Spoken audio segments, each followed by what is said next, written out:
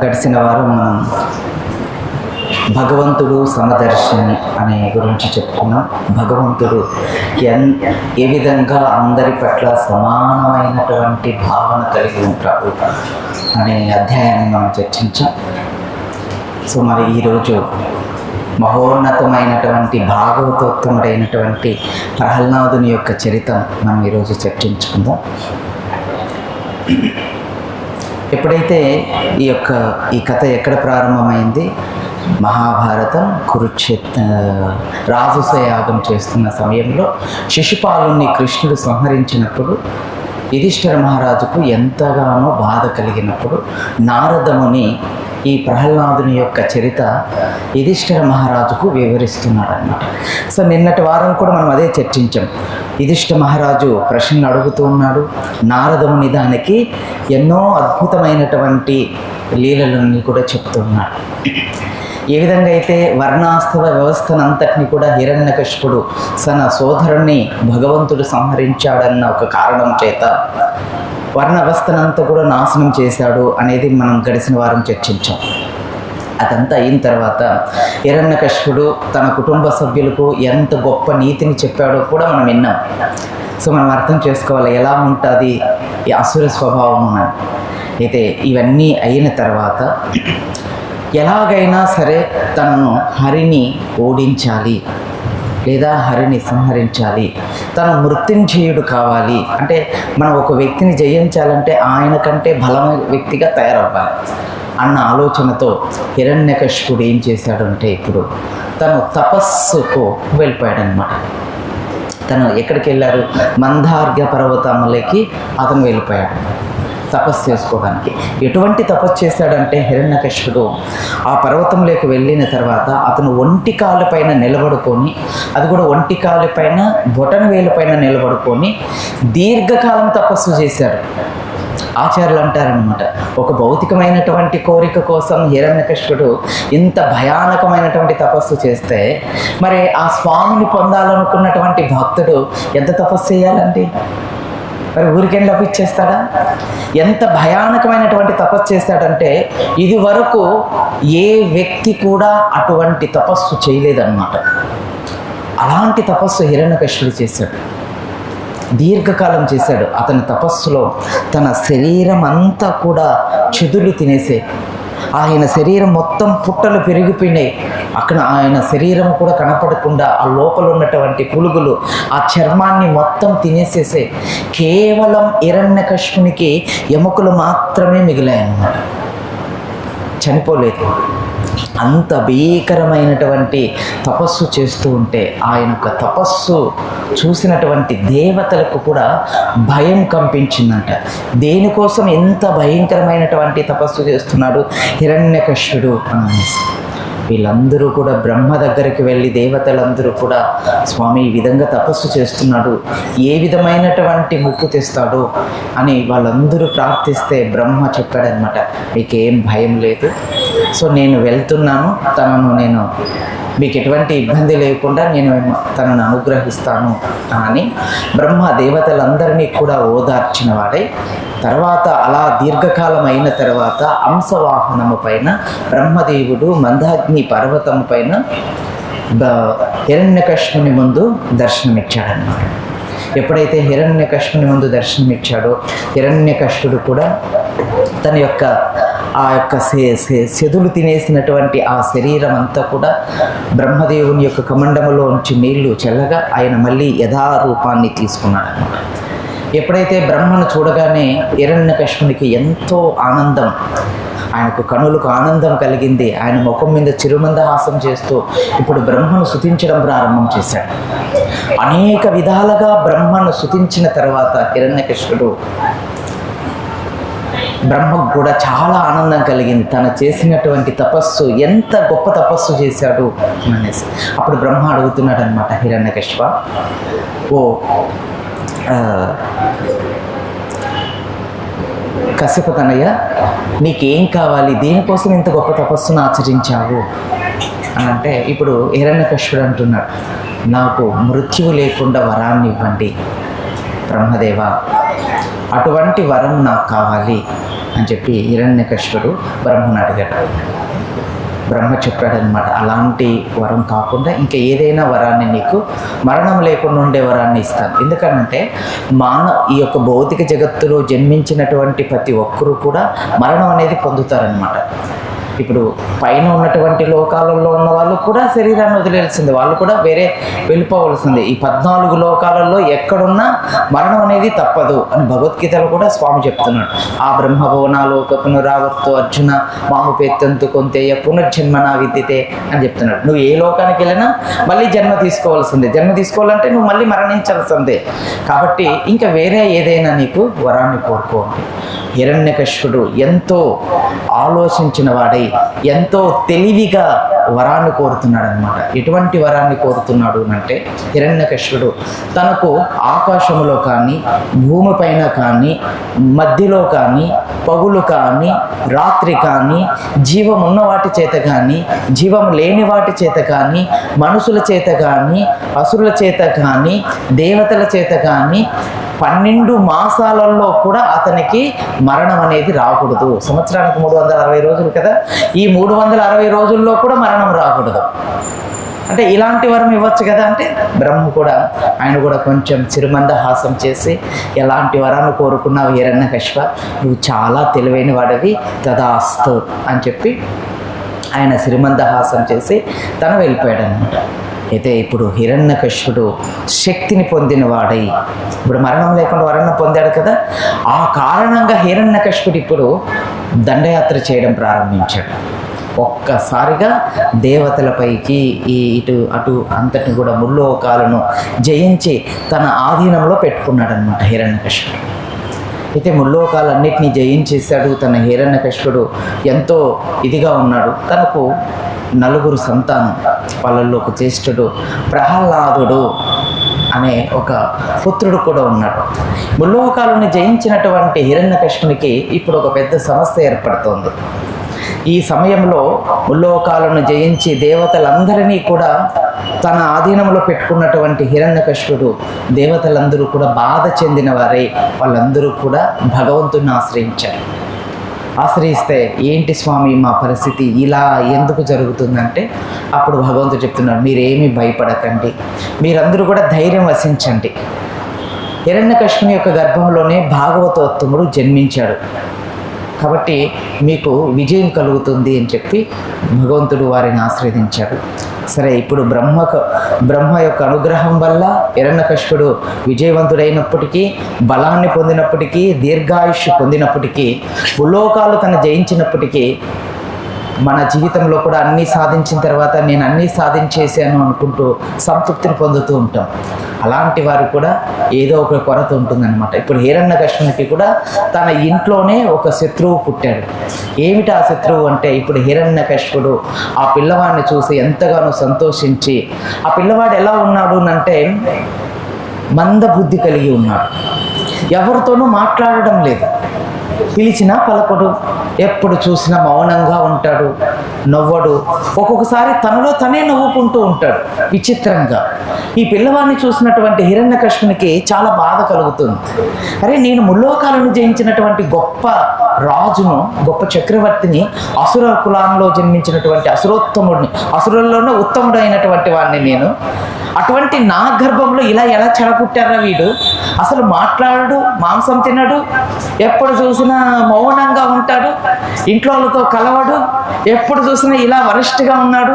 తనలో తనకు ఎంతో బాధ కలిగి హిరణ్యకశిపుడు తను ఏమనుకున్నాడు అంటే, చిన్న పిల్లవాడు కదా, తల్లి కూడా ఎన్నోసార్లు చెప్పి చూసింది, తల్లి కూడా తన మనసులో ఎంతో బాధ కలుగుతుంది. ఎందుకంటే పిల్లవాడు ప్రయోజకుడుగా అవ్వడం లేదు, మౌనంగా ఉంటున్నాడు, ఒంటరిగా ఉంటున్నాడు, తనలో తను మాట్లాడుకుంటూ ఉన్నాడు. తన తల్లితో బాగా మాట్లాడుతూ ఉంటాడు ప్రహ్లాదుడు. అయితే ఒకరోజు తన తల్లి కయాతువు అడుగుతుందనమాట, నాయన ప్రహ్లాద, ఎందుకు నువ్వు ఇలా ఉంటున్నావు, నువ్వు మంచిగా ఉండొచ్చు కదా, నీ తండ్రి చూడు నీకోసం ఎంతగానో బాధపడుతున్నాడు అని ఎన్నో విధాలుగా నచ్చ చెప్తే, ఒకానొక రోజున తన యొక్క శుక్రాచార్యుని యొక్క కుమారులైనటువంటి చండ అమర్క అనే 2 కుమారులు అన్నమాట, వారిని పిలిచి ప్రహ్లాదుని గురుకులంలో అక్షరాభ్యాసం చేయించాలి అని చెప్పి నిర్ణయం తీసుకున్నాడు అనమాట హిరణ్యకశిపుడు. ఎందుకంటే బడికి వెళ్ళినట్లయితే అక్కడ నలుగురు పిల్లలతో కలుస్తాడు, ఉపాధ్యాయులు వానికి పాఠాలు చెప్తాడు. అప్పుడు ఇక్కడ ఏదో తెలియక పిల్లవాడు ఇలా ఉంటున్నాడు, మొండిగా ఉంటున్నాడు, మౌనంగా ఉంటున్నాడు. బహుశా ఆటపాటలు కూడా ఆడుకోవడం లేదు, తోటి పిల్లలతో కూడా ఆడుకోడు. ఎప్పుడు చూసినా ఒక పక్క ఒంటరిగా ఉంటాడు. తన తల్లి 2-3 సార్లు పిలిచినా కూడా ఎప్పుడో పలుకుతాడనమాట ఆయన. అంటే ఇంకా ఆయనకు ఎంతో బాధ కలుగుతుందంట, ఇంత వీరుని యొక్క కడుపులో ఇలాంటి వాడు పుట్టాడేంటి అని. ఇప్పుడు తన యొక్క గురుపుత్రులైనటువంటి చండామర్కలను పిలిపించి అచిరదేశం చేపించి గురుకులానికి పంపించాడనమాట. అయితే వాళ్ళకు కూడా చాలా ఆనందం కలిగింది. ఇంతటి హిరణ్యకశిపుని యొక్క పుత్రునికి పాఠాలు నేర్పడం అంటే అది ఎంతో గొప్పతనం కదా. ఇప్పుడు బడికి వెళ్తున్నాడు ప్రహ్లాదుడు, తన ఇంట్లోనే పుట్టినటువంటి ప్రహ్లాదుడు. అయితే హిరణ్యకశిపుడు ఇక్కడ హాయిగా తన యొక్క ప్రహ్లాదుని గురించి ఆలోచిస్తూ ఉన్నాడు. అక్కడ చండామర్క కూడా ప్రహ్లాదునికి పాఠాలను మొదలుపెట్టారు. అయితే ఇక్కడ హిరణ్యకశిపుని యొక్క పుత్రుడైనటువంటి ప్రహ్లాదునికి పాఠాలు చెప్తూ ఉంటే ఈయన వింటున్నట్లే ఉన్నాడే, కానీ తన మనసులో ఏదో ఆలోచిస్తూ ఎప్పుడు ఏదో రకమైనటువంటి ధ్యానంలో ఉంటున్నట్లు ఉన్నాడు. కానీ వాళ్ళ యొక్క బాధ్యతగా వాళ్ళు ఎన్నో పాఠాలు ప్రహ్లాదునికి నేర్పించారు. ఒక రోజున తిరిగి ప్రహ్లాదుని తన ఇంటికి తీసుకొని వచ్చినారు. హిరణ్యకశిపుని దగ్గరికి తీసుకొని వస్తే హిరణ్యకశిపుడు అలా సింహాసనంలో కూర్చొని ఎంతగానో ఆనందిస్తూ, పుత్ర ప్రహ్లాద, ఎంతకాలం అయింది నాన్న నిన్ను చూసి, దా అని చెప్పి ప్రహ్లాదుని తన తొడపైన కూర్చొని పెట్టుకొని ఎంటుకలు ఇలా నిమురుతూ ప్రహ్లాదునికి ముద్దులు పెడుతూ తనను గట్టిగా ఒక చెయ్యి ఇలా వేసుకొని తన శరీరానికి ఆలింగనం చేసుకుంటూ హిరణ్యకశిపుడు, పుత్ర గురువుల దగ్గర బాగా చదువుకున్నావా నాయన ABCDలో? చదువుకున్నాను తండ్రి గారు అని చెప్పి ప్రహ్లాదుడు అంటుంటే, ఎప్పుడైతే బుల్లి మాటలతో ఇన్ని రోజులు మాట్లాడలేదు ప్రహ్లాదుడు, సో ఇప్పుడు మాట్లాడుతుంటే చదువుకున్నాను తండ్రి గారు అనగానే మా వాడు చదువుకున్నాడు అని చెప్పి కొంచెం ఎక్స్ప్రెషన్లు అన్నీ బాగా పెడుతున్నాడు అనమాట హిరణ్యకశిపుడు. ఇప్పుడు కాస్త ఆ ఎక్స్ప్రెషన్లు ఏమవుతాయో చూద్దాం. అయితే ఇలా అడుగుతుంటే, నాయన అంత బాగా చదువుకుంటున్నావా? అవును తండ్రి గారు, బాగా చదువుకుంటున్నాను. గురువు గారు కూడా నాకు మంచిగా పాఠాలు నేర్పుతున్నారు. అయితే ఏది నువ్వు నేర్చినటువంటి ఒక పాఠం చెప్పు చూద్దాం అన్నాడనమాట. ఇప్పుడు ఆ శ్లోకాలన్నీ నేను చెప్పడం లేదు, సో కేవలం దాని అర్థం చెప్పుకొని పోతున్నాను అనమాట. సో ఇప్పుడు ప్రహ్లాదుడు చెప్తున్నాడు అనమాట, అన్నిటికంటే అన్ని జన్మల కంటే మానవ జన్మ సర్వోత్కృష్టమైనటువంటిది తండ్రి గారు. మానవ జన్మను ఎత్తినవాడు హరిని కీర్తించవలను అని అన్నాడు అనమాట. ఇప్పుడు ఒక్కసారిగా ఇంచేపు ముద్దులాడిన హిరణ్యకశిపుడు ఒక్కసారిగా మెడబెట్టి కిందకు తోసేశాడనమాట. ఎప్పుడైతే కిందకు తోసేసాడో కళ్ళు పెద్దవైపోయినాయి, ముఖమంతా రంగు మారిపోయింది. అక్కడ చండామార్కులు ఇద్దరు కూడా వాళ్ళు కూడా చెమటలు కప్పేసినాయి. రాజు ఏమంటాడో ఏంటి, మేము ఇవేం నేర్పలేదు, కానీ ప్రహ్లాదుడు ఇవన్నీ చెప్తున్నాడు. సో ఆచార్యులు చెప్తున్నారన్నమాట, ప్రహ్లాదుడు ఇదందరికీ కూడా మన జీవితంలో చాలా ఉపయోగపడే కథ. ఈరోజు భౌతిక చదువు కోసం మనం అంతా వెళ్తున్నాం, కానీ మనం ఎలా ఉండాలి అనేది ప్రహ్లాదుడు చూపిస్తున్నాడు అనమాట. ఏదైతే తన గురువు తల్లి గర్భంలో ఉన్నప్పుడు నారదముని ఉపదేశం చేశాడో వాటిని ఆచరిస్తూ మిగిలిన చండామర్కలు చెప్పినటువంటి పాఠాలను గౌరవిస్తూ ఆయన ఆ బడిలో ఉన్నాడు. అయితే ఈ పాఠాలు మేము నేర్పలేదు మహారాజా, ఈ పిల్లవానికి ఎవరు నేర్పారో? ఇప్పుడు హిరణ్యకశిపుడు చాలా కోపగ్రస్తుడై ప్రహ్లాదుని ఏమీ మాట్లాడలేదు, తోసేశాడు. వెంటనే ప్రహ్లాదుని అడుగుతున్నాడు అనమాట, మళ్ళీ దగ్గరికి తీసుకొని, నాయన ప్రహ్లాద, ఎవరు చెప్పారు నీకు ఈ పాఠాలు? గురువులు నేర్పలేదు అంటున్నారు. చూడు, నీ గురువులు నేర్పిన పాఠాలు కదా నువ్వు నేర్చుకోవాలి. అవును తండ్రి గారు. మరి నువ్వెందుకు గురువులు చెప్పినవి కాకుండా ఇవి ఎవరు చెప్తున్నారు అంటే ఆయన మౌనంగా ఉన్నాడనమాట. నీకు రహస్యంగా ఎవరైనా చెప్తున్నారా? పోనీ ఈ రాజ్యంలో ఎవరైనా రహస్య బోధకులు ఉన్నారా? లేదు, చెప్పలేదు. పోనీ నిన్నెవరైనా దేవతలు రహస్యంగా వచ్చి నీకు జ్ఞానబోధ చేస్తున్నారా? లేదు తండ్రి గారు. మరి నీకు ఈ జ్ఞానం అంతా ఎవరు బోధిస్తున్నారు? ఇప్పుడు మళ్ళీ డైలాగ్ వదులుతున్నాడు ప్రహ్లాద మహారాజు. జ్ఞానం గురించి ఒకరు బోధించిన అవసరం లేదు, అది హృదయంలోనే జీవుడుకుంటుందన్నమాట భగవద్భక్తి గురించి. అయితే ఇప్పుడుకి ఈ హిరణ్యకశిపుడికి ఇంకా ఆయనలో మండుతున్నటువంటి మంట ఎంత దారుణంగా ఉంది అంటే తన హృదయం ఎంతగానో గాయం చేసేసాడు. హిరణ్యకశిపుడు వెంటనే వీడికి తిక్కేదో ఉంది, లేదా ఏదో గ్రహం పట్టుకున్నట్లుంది, వీని మనోభావాలను చెడగొట్టేశారు. మా పిల్లవాడికి ఎవరో హరే కృష్ణ మంత్రం చెప్పి నేర్పించి చెడగొట్టేసేసారు. బ్రహ్మచార్యం చేయాలని నిర్ణయించుకున్నారు, మనం అంటాం కదా.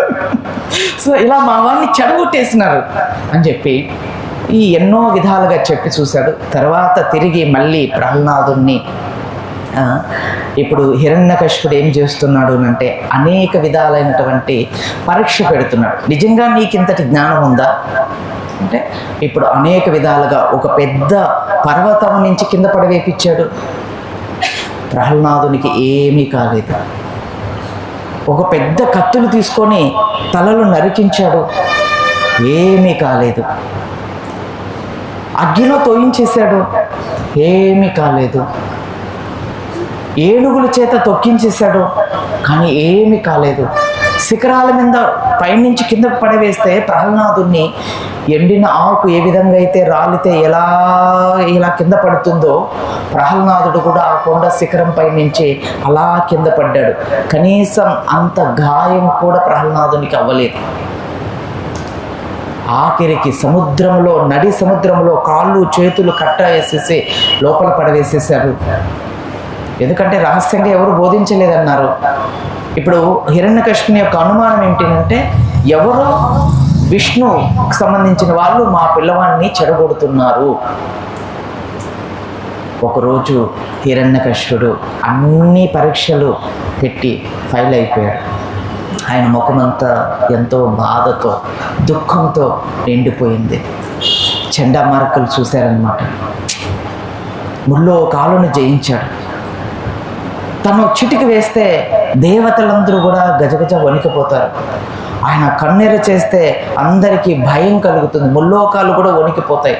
అలాంటి హిరణ్యకశిపుడు ఇప్పుడు ఏమీ చేయలేని వాడై ఆ ముఖమంతా బాధతో నిండిపోయి దిగాలుగా ఒంటరిగా కన్నీళ్లు పెట్టుకోలేక తను బాధపడుతున్నటువంటి పరిస్థితిని చూసిన చండామర్కులు వారికి కూడా ఎంతో మనసుకు బాధ కలిగింది. అరే, మా రాజుకు మేము న్యాయం చేయలేకపోయినాం.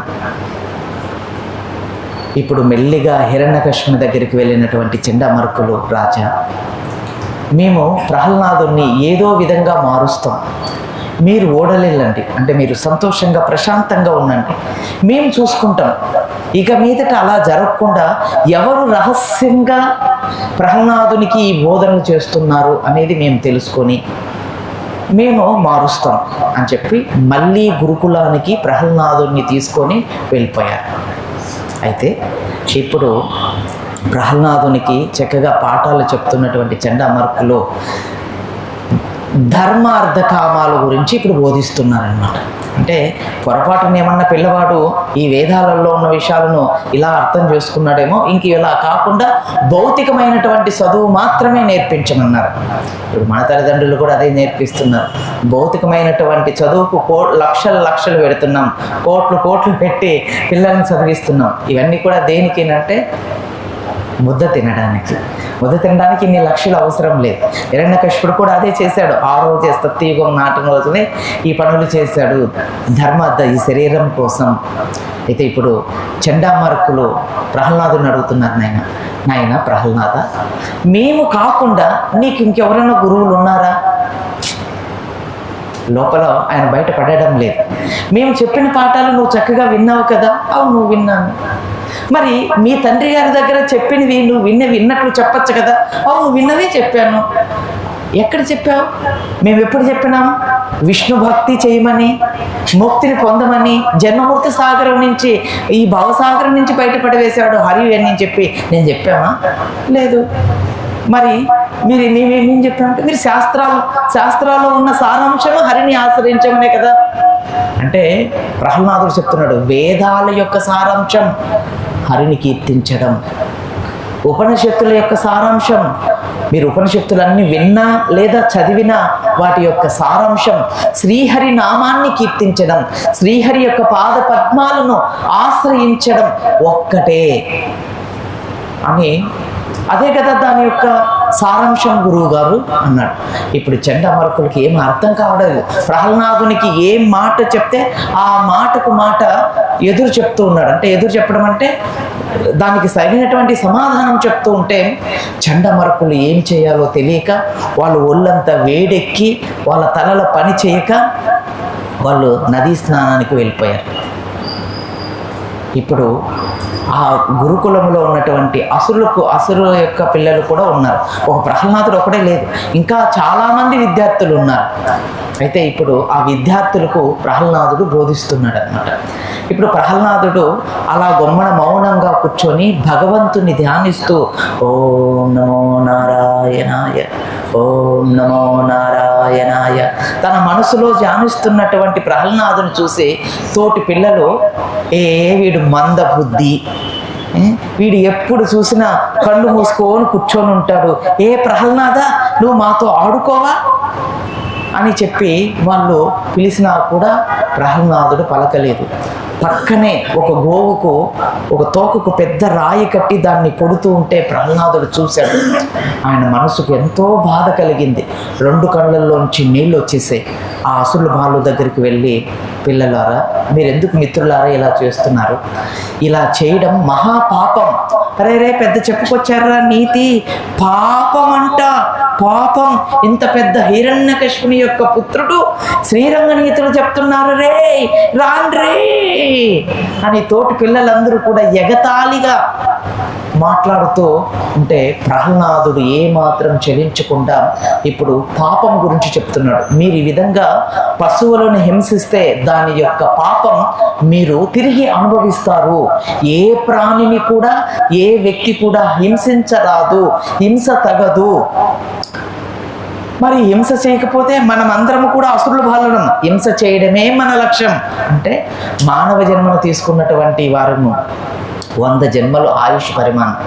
మనం ఈరోజు ఆటపాటల్లో ఆడుకుంటూ జీవితం అంతా కూడా ప్రహ్లాదుడు చెప్తున్నాడు 25 సంవత్సరాల వరకు మనం ఆటపాటల్లో జరిగిపోతే, మిగిలినది గృహస్థాశ్రమంలో మరొక 25 సంవత్సరాలు గడిచిపోతే, మిగిలిన 50 సంవత్సరాలు రాత్రిలో గడిచిపోతుంది. 100 సంవత్సరాలే కదండి ఆయుష్ పరిమాణం. ఇది శ్రీమద్ భాగవతంలో ప్రహ్లాద మహారాజ్ చెప్తున్నాడు.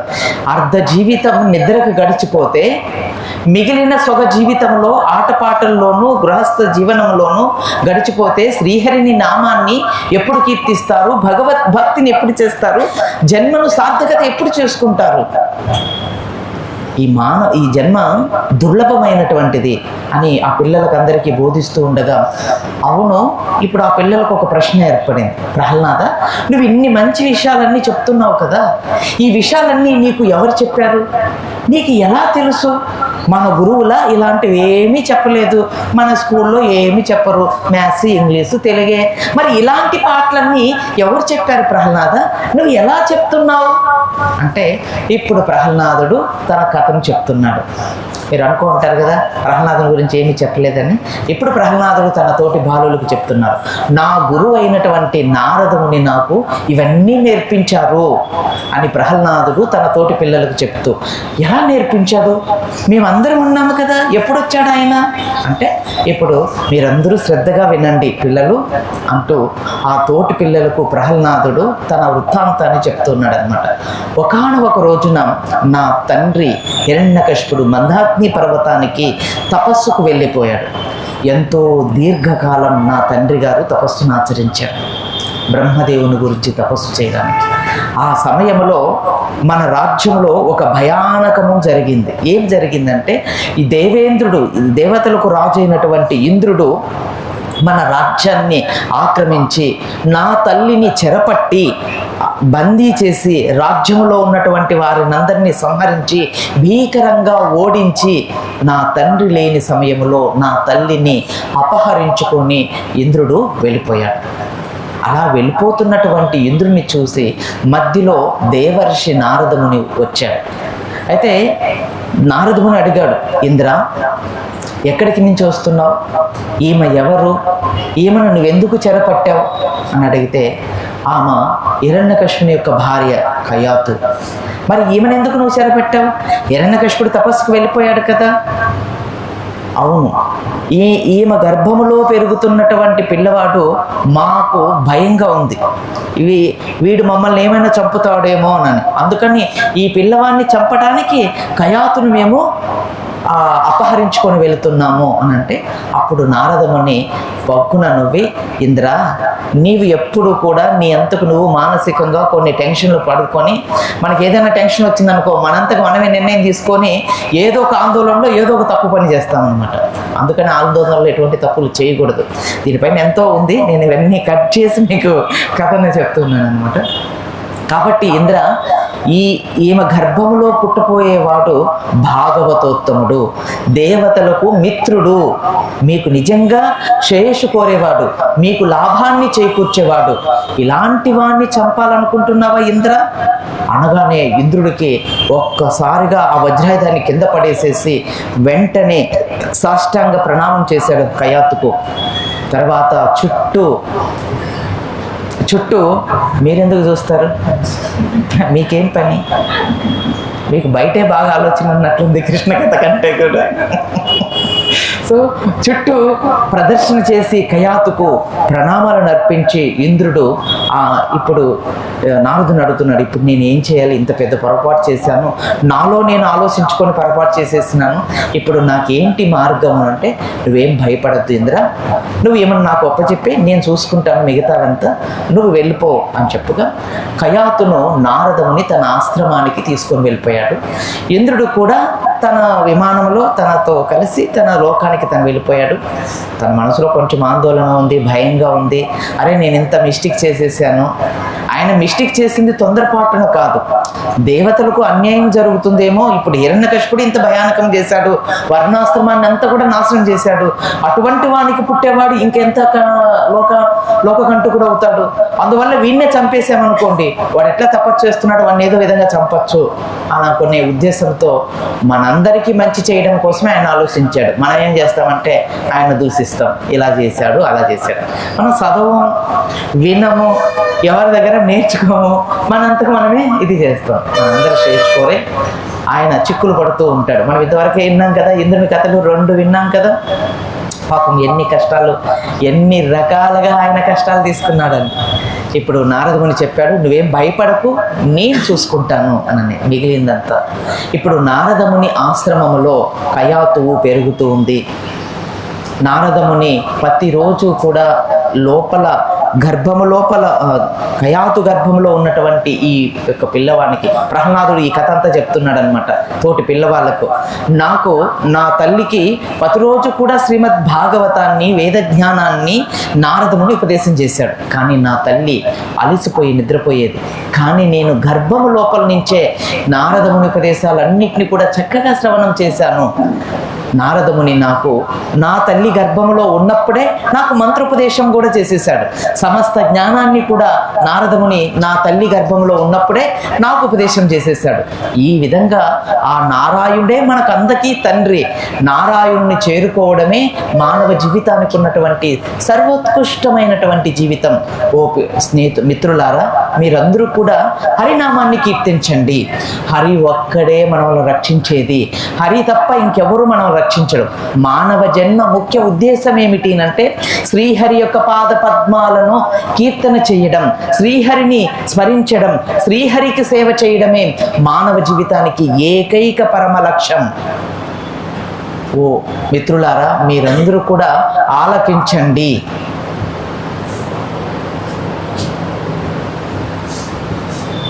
అని ప్రహ్లాదుడు తోటి పిల్లలకు అందరికీ కూడా భగవంతుని గురించి, భగవత్ శక్తి గురించి, ఆయన యొక్క దివ్య లీలల గురించి ఇప్పుడు వర్ణిస్తూ ఉన్నాడు. అయితే ఇవన్నీ విన్న తర్వాత ఆ పిల్లలు అందరూ కూడా వాళ్ళు కూడా ఆ భగవన్ నారాయణ మంత్రాన్ని జపిస్తూ వాళ్ళు కూడా ఇప్పుడు ఆ యొక్క గురుకులం అంతా కూడా ఎలా ఉంది అంటే హరే కృష్ణ కృష్ణ కృష్ణ హరే హరే, హరే రామ రామ రామ హరే హరే.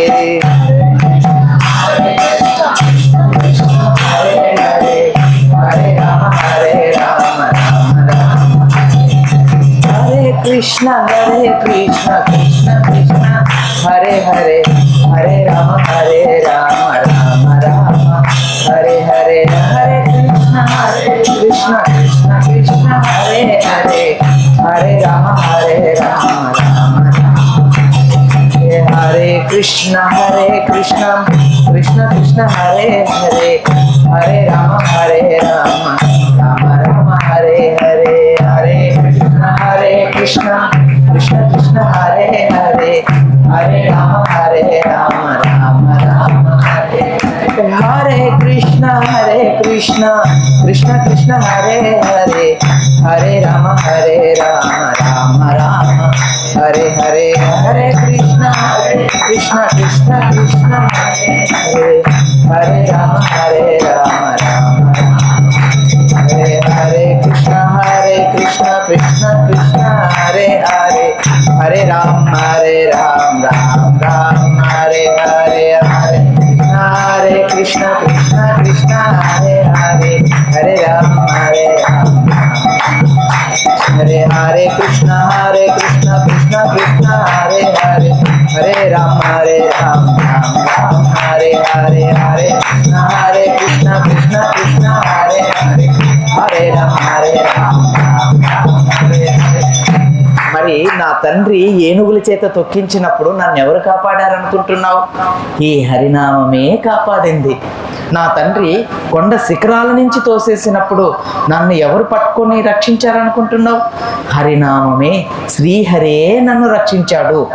ఈ విధంగా ప్రహ్లాదుడు తోటి పిల్లలకు అందరికీ కూడా తన యొక్క వృత్తాంతాన్ని, భగవంతుని యొక్క గొప్పతనాన్ని, భగవాన్ నామం యొక్క గొప్పతనాన్ని ఎప్పుడైతే చెప్పారో ఆ అసురు పిల్లలందరూ కూడా మనలాగా కాకుండా వాళ్ళు కూడా తిలకం పెట్టుకొని, కంఠమాల వేసుకొని, సిక్క పెట్టుకొని చక్కగా ఫుల్ టైం డివోటీస్ అయిపోయారనమాట అందరూ కూడా. ఇప్పుడు గురువు గారు వచ్చేసరికి వీళ్ళ ఆ ఆశ్రమం మొత్తం హరినామ సంకీర్తనలో నిండిపోయింది. ఒక్కసారిగా చెండ అమర్కలకు తల పట్టుకున్నవారై ఏం చేయాలో తెలియనటువంటి వారు ప్రహ్లాదుని తీసుకొని తన తండ్రి దగ్గరికి వచ్చారు. అంటే ప్రహ్లాదుడు తన తోటి పిల్లలకు ఎంతగా భగవద్భక్తిని బోధించాడు అంటే, నారదముని ఏదైతే తల్లి గర్భంలో బోధించాడో ఆ విషయాలను మాత్రమే ఆయన స్మరణ చేస్తున్నాడు. చెండ అమర్కులు చెప్పినటువంటి పాఠాలు ఆయన ఏమాత్రం వినలేదు. సో మనం చాలాసార్లు అడుగుతాం కదా, భగవంతుని పొందాలి అని అనుకుంటే మనకు భగవంతుని పట్ల భక్తి భావాలు ఉంటే మనం ఎవరి సాంగత్యంలో ఉన్నా స్వామిని ఎప్పుడు వదిలిపెట్టము. మనం ప్రహ్లాదుడు అక్కడ అసురు పిల్లల యొక్క సాంగత్యంలో ఉన్నాడు. అసురు కుమారుడు కూడా ఒక రాజు యొక్క కుమారుడు. అతనికి ఎటువంటి శిక్ష లేదు. అతని చుట్టుపక్కల కూడా ద్వారపాలకులు ఎల్లప్పుడూ కూడా పాలకులు వాళ్ళను గమనిస్తూ ఉన్నారు. కానీ ఇప్పుడు ప్రహ్లాదుని వెనకాల గన్మెన్లు కూడా భగవన్నామం చేస్తున్నారనమాట. సో వాళ్ళు కూడా ఇప్పుడు గండు పట్టుకోవడం ఆపేసి వీళ్ళు కూడా భగవన్నామం చేస్తుంటే అందరికి ఆశ్చర్యం కలుగుతుంది. చెండమరకులకి ఏం అర్థం కాలేదు. ఎంతకాలం నుంచి గురుకులంలో పాఠాలు చెప్తున్నా ఒక్కరు మారడం లేదు, వాళ్ళు అల్లరి మారడం లేదు, వాళ్ళ ప్రవర్తన సత్ప్రవర్తన రావడం లేదు. కానీ ప్రహ్లాదుడు ఏ మందు పెట్టాడో ఏమో, వెంటనే వాళ్ళు చెప్పిన మాట వింటున్నారు, చక్కగా ఉంటున్నారు. సో ఈ రకంగా ఆశ్చర్యంగా వాళ్ళు ఆశ్చర్యపోతున్నారనమాట. ఇదే భగవన్నామంలో చాలా మంది అంటారు కదా, మా పిల్లవాడు అస్సలు విననే వినడండి, మా పిల్లలు అస్సలే వింటారు. ఎందుకు వింటారండి? వడ్డీ ఇస్తే అసలు వింటారు. మనం వడ్డీనే కట్టం, అసలు ఎక్కడ నుంచి వింటారు? అందుకని మనం వడ్డీ కట్టాలి. ఏమిటి వడ్డీ అంటే, ప్రతిరోజు కూడా మనం మన పిల్లలతోనూ మన కుటుంబ సభ్యులతోనూ రోజు ఇంట్లో భగవన్నామ సంకీర్తన చేసుకోవాలి. ప్రతిరోజు మందిరానికి వచ్చి స్వామిని ఇలాగా దర్శించాలి, స్వామిని కీర్తించాలి, సత్సంగత్యంలో ఉండాలి. అలా ఎప్పుడైతే మనం సత్సంగత్యంలో ఉంటే మనలో కూడా మంచి ప్రవర్తన కలుగుతుంది, మంచి లక్షణాలు వస్తాయి. అందుకని ఇక్కడ ప్రహ్లాదుడు మంచి గొప్ప సాధువు. శాస్త్రం ఏం చెప్తుంది అంటే, సత్సంగత్తే నిస్సంగత్యం, నిస్సంగత్తే నిర్మోహత్వం, నిర్మోహత్తే నిశ్చలతత్వం, నిశ్చలతత్తే జీవనముక్తి అని శాస్త్రం చెప్తుంది. సో మనం ఎప్పుడైతే సాధువు యొక్క సాంగత్యంలో ఉంటామో మిగిలిన వారు అందరం కూడా మారిపోతాం. అక్కడ అసురు పుత్రులందరూ కూడా ప్రహ్లాదునితో స్నేహం చేశారు. మనం అందుకని సాధు సాంగత్యం అంటే ఏదో వచ్చి స్వామి మా కష్టాలన్నీ పోవాలి, మమ్మల్ని ఆశీర్వదించు, మాకు పెళ్ళి కావాలి, పిల్లలు కావాలి, పాస్ అవ్వాలి, ఇలాంటివి కాదు. సాధువుల దగ్గరికి వెళితే మనం కోరుకోవాల్సింది, సాధువుల దగ్గరికి వెళితే మనం కోరుకోవాల్సింది ఆ కృష్ణుని పట్ల మంచి భక్తి కావాలి, ఆయన సేవా భావన మాకు, ఆయన సేవ మాకు లభించాలి. ఇది మనం సాధువులను కోరుకోవాలి. ఎప్పుడైతే ఇది కోరుకుంటామో మన జీవితంలో అన్నీ వస్తాయి. కానీ మనమేం కోరుకుంటామంటే కేవలం చదువు, పెళ్ళి, పిల్లలు, ఉద్యోగం, డబ్బు, వ్యాపారం ఇవి మాత్రమే సాధువుల నుంచి కోరుకుంటాం, భగవంతుని నుంచి కోరుకుంటాం. అందుకని సాధువులు మనకు లభిస్తే అది ఎన్నో జన్మల్లో పుణ్యం చేసుకుంటే కానీ సత్సంగత్యం లభించదు. మనకు ఎన్ని జన్మలైనా ఉండొచ్చు, కానీ సత్సంగత్యం లభించడం అనేది ఎంతో అదృష్టం ఉంటేనే సత్సంగత్యం లభిస్తుంది. కాబట్టి ఆ అసుర పిల్లలకు అందరికీ కూడా ప్రహ్లాదుని యొక్క సాంగత్యం లభించగానే వాళ్ళందరూ కూడా ప్రహ్లాదుని విశ్వసించి, నారదముని ఉపదేశాలు అన్నిటినీ కూడా విశ్వసించి ఆ భగవంతుని పట్ల, భగవంతుడంటే తెలియనటువంటి వాడు హిరణ్యకశిపుడు అక్కడ వాతావరణాన్ని ఎలా చేశాడంటే హిరణ్యకశిపుడే భగవంతుడు. ఆ రాజ్యంలో ఆ రోజుల్లో హిరణ్యకశిపుడు పరిపాలిస్తున్నటువంటి సమయంలో హిరణ్యకశిపుడే భగవంతుడు. వేదాలు కూడా ఆయన పేరుతోనే చదవాలి, అర్చన కూడా ఆయన పేరుతోనే చెయ్యాలి, ఏదైనా గుడి కడితే ఆయనకే గుడి కట్టాలి. అది హిరణ్యకశిపుని యొక్క పాలన. అటువంటి పరిస్థితిలో ప్రహ్లాదునికి ఎంత కష్టమో ఉంటుందో చూడండి.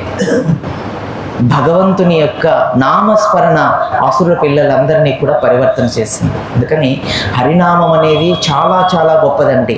హరినామము కన్నా గొప్పది ఈ జగత్తులో మరొకటి లేదు అని మనకు శాస్త్రాలు చెప్తూ ఉన్నాయి. కలి ఉపనిషత్తు కూడా ఈ మంత్రాన్ని చెప్తుంది. హరినామ హరినామ హరినామమేవ కేవలం కలో నాస్తేవ నాస్తేవ నాస్తేవ గతిరందిత. ఈ కలియుగంలో హరినామము తప్ప, హరినామము తప్ప, హరినామము తప్ప వేరే మార్గం లేదు, లేదు, లేదు, ముమ్మాటికి లేనే లేదు. కేవలం ఈ నామము ఒక్కటే మనం పట్టుకుంటే చాలు. అందుకని ప్రతిరోజు కూడా మీరు వంట చేస్తున్నప్పుడు నామం చేయండి, మీరు బట్టలు ఉతుకుతున్నా నామం చేయండి, దారిలో నడుస్తున్నా భగవన్ నామం చేయండి, స్నానం చేస్తున్నా భగవన్ నామం చేయండి, భోజనం చేస్తున్నా భగవంతుని స్మరించుకొని భోజనం చేయండి, నిద్రపోతున్నా భగవంతుని స్మరించి నిద్రపోండి, లేగానే భగవంతుని స్మరించండి. ఏదో విధంగా మనందరం కూడా ఆ భగవంతుని యొక్క నామస్మరణలో ఏ రోజైతే నిమగ్నం అవుతామో అప్పుడే మనం ఈ కల్ముషాల నుంచి బయటపడతాం. కలి ఎప్పుడూ ఎదురు చూస్తూ ఉంటుంది. మన వెనకంటే మన వాళ్ళు వస్తారో రారో మనకు తెలియదు, కానీ కలిపురుషుడు మాత్రం వెనకంటే వస్తూనే ఉంటాడనమాట. వీడు ఎప్పుడు దొరుకుతాడా అటాక్ చేద్దామా, వీడు ఎప్పుడు దొరుకుతామా అరెస్ట్ చేద్దామా, వీడిని ఎప్పుడు దొరుకుతాడా జైల్లో పెడదామా అని ఎదురు చూస్తూ ఉంటాడు. కాబట్టి మీరు భగవన్ నామం చేయకుండా వానికి అవకాశం ఇస్తారో, లేదా భగవంతుని నామం చేసి అతనికి దూరం అవుతారో మనమే నిర్ణయించుకోవాలన్నమాట. భగవన్ నామం అంత గొప్పది.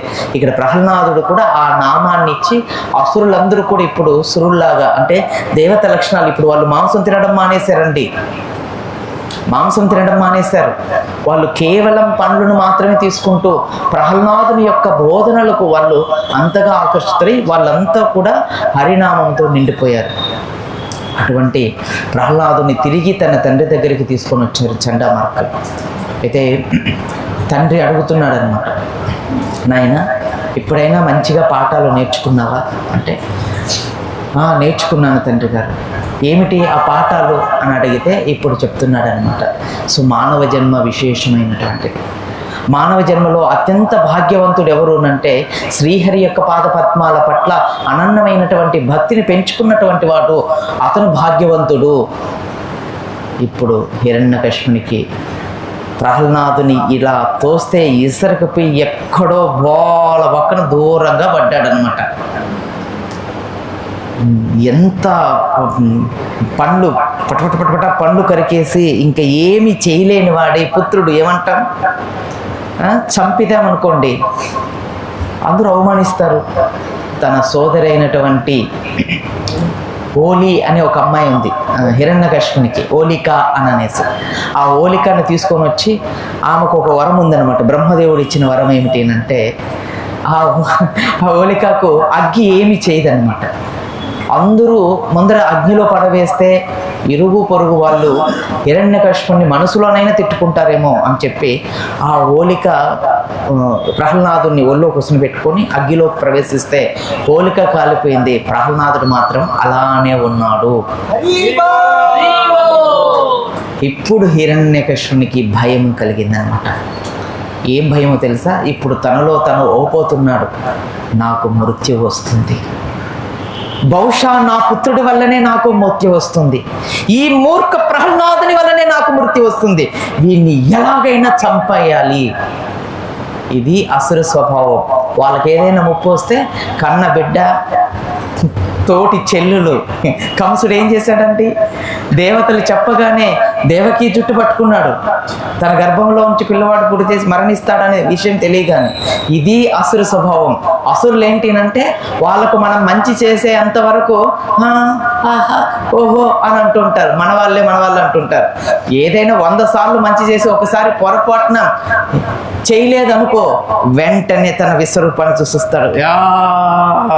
రావణాసులాగా 10 తలలు వచ్చేస్తాయన్నమాట. ఈ 1000 చేతులు వచ్చేస్తాయన్నమాట. అన్ని చేతులతో మన మీదనే దాడి చేస్తారు. ఇది అసుర స్వభావం. సో ఇప్పుడు హిరణ్యకశిపునికి కూడా అలానే సొంత తన పుత్రుడన్న విషయం కూడా లేకుండా ఇప్పుడు విషాన్ని ఇచ్చి ప్రహ్లాదుని దగ్గరికి పిలిచాడనమాట. రా నాయన, మళ్ళీ కొంచెం అడుగుతున్నాడు, నేను ఇన్ని చేశాను కదా, నీకేం భయం అనిపించలేదా నన్ను చూస్తే? నేను కళ్ళు వెర చేస్తే దేవతలు కూడా నన్ను చూసి భయపడతారు. నేను దేవలోకానికి వెళ్ళినా లేదా ఏ లోకానికి వెళ్ళినా నన్ను చూస్తే వారికి అందరికీ కూడా భయం కలుగుతుంది. కనీసం నీకు ఒక్కసారి కూడా భయం అవ్వలేదా? భయం ఎందుకు? భయపడేది ఎందుకు? సో ప్రహ్లాదుడు చెప్తున్నాడు, హరిని యొక్క పాదపద్మాల పట్ల నిశ్చలమైనటువంటి భక్తి ఉన్నట్లయితే ఎవరికి భయపడని అవసరం లేదు తండ్రి అన్నాడు. ఈయనకి పైత్యం బాగా ఎక్కువయ్యింది అని హిరణ్యకశిపుడు తెలిసిన వాడై, ఇప్పుడు నిజంగా నీ హరి నిన్ను రక్షిస్తున్నాడా? మరి ఇన్ని రోజులు నువ్వు ఏనుగుల చేత తొక్కించావు, విషాన్ని, కాలకోటి విషాన్ని ఎవరైనా కన్న బిడ్డకు విషం పెడతారా అండి? ఎవరైనా పెడతారా? ఎంత మూర్ఖుడైనా పెడతాడా? నువ్వు విషం ఇచ్చినప్పుడు నేను ఆ విషాన్ని హాయిగా తాగేశాను, నాకేమన్నా అయ్యిందా? చూడు, ఏమవ్వలేదు. నాగుల చేత కనిపించావు, నాకేమన్నా అయ్యిందా? నాగలోకానికి వేసేసావు, అక్కడ ఏమన్నా అయ్యిందా? సముద్రం లోపల తోసేసావు, నాకేమన్నా అయ్యిందా? పోనీ ఒక భయానకమైనటువంటి కత్తుల చేత నా తలలు, నా శరీరాన్ని ముక్కలు కట్ చేసావు, నాకేమన్నా అయ్యిందా? మరి ఎంతకాలం నన్ను, నిన్ను, ఈ సమస్త ప్రాణకోటిని రక్షించేవాడే శ్రీమన్నారాయణుడు, ఆ శ్రీకృష్ణ భగవానుడే అని ఎప్పుడైతే ప్రహ్లాదుడు ఇప్పుడు చెప్పగానే హిరణ్యకశిపునికి ఒక్కసారిగా గుండె పట్టు వచ్చినట్లు ఆగిపోయిందనమాట. నిజంగానే ఇన్ని రోజులు నేను కాపాడింది శ్రీహరినా? మరి ఎవరనుకుంటున్నావు? ఇన్ని రోజులు కాపాడింది ఆ శ్రీహరే. ఎన్ని పరిస్థితుల్లో కూడా నన్ను రక్షించింది కూడా ఆ శ్రీహరే. మరి ఆ శ్రీహరి గురించి నీకెవరు చెప్పారు? శ్రీహరి గురించి ఒకరు చెప్పనక్కర్లేదు తండ్రి గారు. జీవుడికి సహజమైన లక్ష్యం ఏమిటంటే శ్రీహరి పట్ల భక్తి.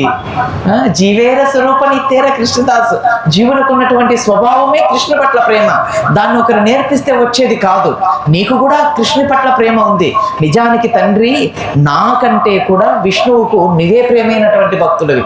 ఎందుకనంటే తండ్రి గారు, నేను నిద్రలో మర్చిపోతాను హరినామాన్ని చేయటం, కానీ నువ్వు నిద్రలో కూడా హరి ఎక్కడున్నాడు అని చెప్పి హరినామాన్నే కీర్తిస్తున్నావు తండ్రి గారు. ఇప్పుడే నా దగ్గర 100 సార్లు అన్నావు హరి నండి. కనుక నాకంటే కూడా గొప్ప భక్తుడివి నీవే అనగానే ఇప్పుడు ఇంకా మండిపోయింది మన హిరణ్యకశిపుడికి.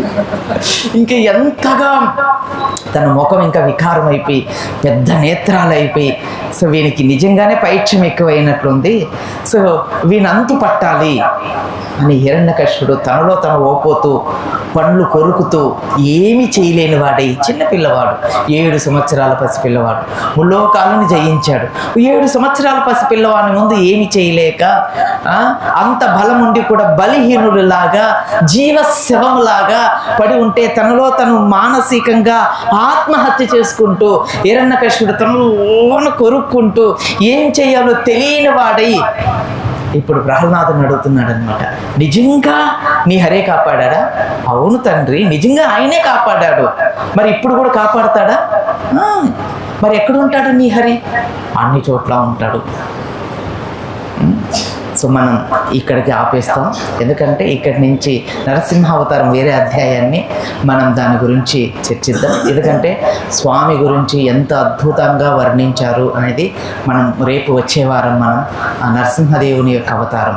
ఇలాగా హిరణ్యకశిపుడు ప్రహ్లాదుని తన దగ్గరికి తీసుకొని అనేక రకాలైనటువంటి ప్రశ్నలు అడుగుతూ అలా ఈరోజు ఈ కథ ఇక్కడికి ఆపేస్తాం.